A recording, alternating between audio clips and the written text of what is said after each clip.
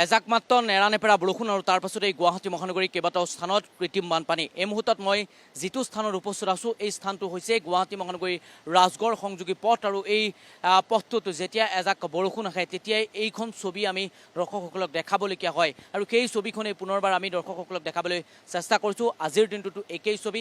এই সময়ছোৱাত বিদ্যালয় মহাবিদ্যালয়লৈ ছাত্ৰ ছাত্ৰীসকল অহা যোৱা কৰাৰ ক্ষেত্ৰতো কিন্তু যথেষ্ট অসুবিধাৰ সন্মুখীন হৈছে। আপোনালোকে চাওক কেনেদৰে বিদ্যালয় মহাবিদ্যালয় যোৱা ছাত্ৰ ছাত্ৰীসকলৰ অসুবিধাৰ সন্মুখীন হৈছে। সমান্তৰালকৈ কেনেদৰে মহানগৰবাসীয়ে যন্ত্ৰণা ভুগিবলগীয়া হৈছে পুনৰবাৰ সেই পৰিৱেশটো আপোনালোকক দেখাবলৈ চেষ্টা কৰিছোঁ। এয়া হৈছে গুৱাহাটী মহানগৰীৰ পৰিৱেশ। গুৱাহাটী মহানগৰীত বিভিন্ন স্থানত আজিৰ দিনটোতো কৃত্ৰিম বানৰ ছবি আমি দৰ্শকসকলক দেখাবলৈ চেষ্টা কৰিছোঁ। অনিল নগৰ, নবীন নগৰ, ৰাজগড়, সমান্তৰালকৈ গুৱাহাটী মহানগৰীৰ ৰুক্মিণী গাঁও, 6 মাইল, পাঞ্জাবাৰী কেইবাটাও স্থানত কৃত্ৰিম বানপানী আৰু সেই কৃত্ৰিম বানপানীৰ ফলত মহানগৰবাসীয়ে যন্ত্ৰণা ভুগিবলগীয়া হৈছে। সেই পৰিৱেশটো আপোনালোকে চাওক কেনেদৰে দুৰ্ভোগ ভুগিছে মহানগৰবাসীয়ে।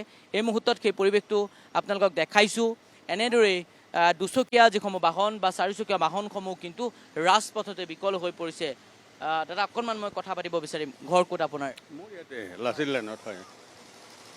এই যিটো পৰিৱেশ আমি কেমেৰাত আমি দাদা দেখাইছোঁ, এই ছবিখন কেতিয়াৰ পৰা আপুনি দেখি আছে? অকণমান কেমেৰাটো ঘূৰাব লাগে সঞ্জয়। মোৰ বয়স বৰ্তমান 70ৰ ওপৰত। বানপানী আগৰ পৰাই দেখিছোঁ, কিন্তু ৰাজগড় ৰাস্তাত ডুবা দেখা নাই। পানী তেতিয়াও হৈছিলে, তেতিয়া পথাৰ আছিল এইবিলাক সেই সময়ৰ কথা। তেতিয়া আমাৰ ফূৰ্তিহে লাগে বৰষুণ আহিলে, মাছ ধৰিবলৈ যাওঁ। কিন্তু ৰাজগড় ৰাস্তাৰ মানুহে যেতিয়া ঘৰ নিৰ্মাণ কৰিছিলে, ঘৰ দুৱাৰ, তেতিয়া পথাৰৰ মাজত যেতিয়া ঘৰ, তেতিয়া ৰাজগড়ৰ ভেটি লয়, কাৰণ ৰাজগড় ৰাস্তাত ডুবাৰ কোনো দিন ৰেকৰ্ড নাছিলে। আজি কিছু বছৰৰ পৰা দেখা যায় যে ৰাজগড়ত এজাক বৰষুণ দিলে পানী হয়।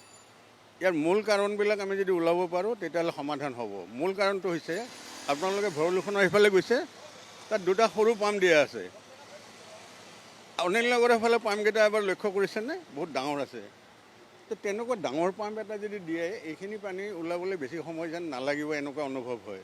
গতিকে আমাৰ ইয়াত মূল কাৰণটো সমাধানৰ কাৰণে ব্যৱস্থা কৰিব লাগে। পাম্পিঙৰ বাহিৰে বিকল্প নাই। আপুনি মাটি পেলাই কিমান ওখ কৰিব, এনেকুৱা ধৰণৰ কথা নহয়।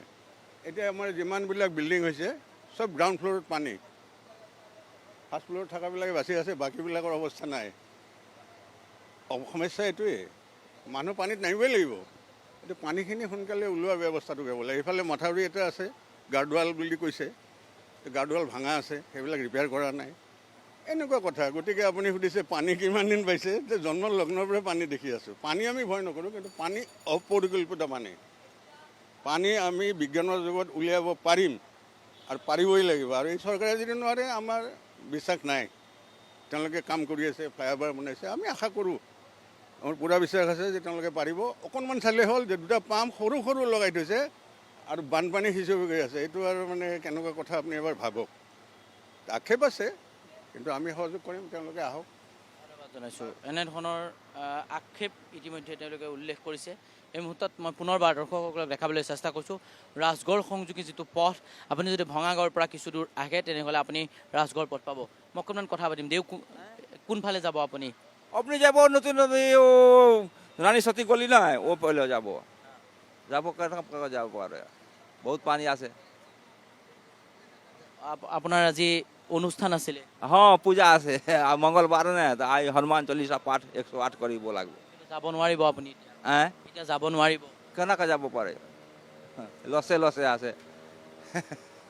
এয়া মই পুনৰবাৰ দৰ্শকসকলক দেখাবলৈ চেষ্টা কৰিছোঁ, সংযুক্ত কৰাব বিচাৰিছোঁ সেই পৰিৱেশটো আপোনালোকক। এই মুহূৰ্তত আপোনালোকে চাওক কেনেধৰণৰ এটা পৰিৱেশ। আপোনালোকে দেখিছে যে কেনেদৰে দুচকীয়া চাৰিচকীয়া বাহনসমূহ বিকল হৈ পৰিছে। এই মুহূৰ্তত এগৰাকী পিতৃক মই দেখিবলৈ পাইছোঁ। পিতৃগৰাকীৰ 5 ছিটত আছে নিজৰ কন্যা সন্তানক বিদ্যালয়লৈ নিবৰ কাৰণে এনেদৰে আহিছে, কিন্তু পিতৃয়ে ভয়ে ভয়ে এই পথটোৱেদি লৈ আহি এই মুহূৰ্তত যিটো তেওঁ গন্তব্যস্থান, সেই গন্তব্যস্থান পাইছেগৈ। এনেধৰণৰ এটা পৰিৱেশ এই মুহূৰ্তত আমি দৰ্শকসকলক দেখাবলৈ চেষ্টা কৰিছোঁ। কাষতে আছে GMCH কৰ্মৰত যিসকল লোক, সেই লোকসকলৰ কিন্তু যথেষ্ট সমস্যা হয়। এইকাৰণে এই কথাষাৰ কৈছোঁ, কাৰণ GMCHত কৰ্মৰত যিসকল লোক, সেই লোকসকলে এই সময়মতে তেওঁলোকে যিসকল ইয়াৰ চিকিৎসক কৰ্মৰত, আধা সংখ্যক চিকিৎসক, সমান্তৰালকৈ ইয়াত কৰ্মৰত আন বিভাগৰ যিসকল লোক, সেই লোকসকলেও সময়ত গৈ উপস্থিত হ'ব নোৱাৰে, যাৰ বাবে তেওঁলোকৰ কিছু পলম হয় মই মুহূৰ্তত মই পুনৰবাৰ দৰ্শকসকলক উল্লেখ কৰিছোঁ গুৱাহাটী মহানগৰীত এজাক মাত্ৰ মুখলধাৰ বৰষুণ আৰু তাৰ পাছতেই কেইবাটাও স্থানত কৃত্ৰিম বান আৰু সেই কৃত্ৰিম বানপানীৰ ফলত সাধাৰণ জনতাই পুনৰবাৰ হাহাকাৰ কৰিবলগীয়া হৈছে সেই পৰিৱেশটো ছিনিয়ৰ ভিডিঅ' জাৰ্নেলিষ্ট সঞ্জয় দৰ্শকসকলক দেখাইছে কেনেদৰে এইসকল লোকে নিজৰ কাৰ্যালয় বা নিজৰ গন্তব্যস্থানলৈ পানীৰ মাজেদিয়েই যাত্ৰা কৰিছে মই পুনৰবাৰ সেই পৰিৱেশটো আপোনালোকক দেখাবলৈ চেষ্টা কৰিছোঁ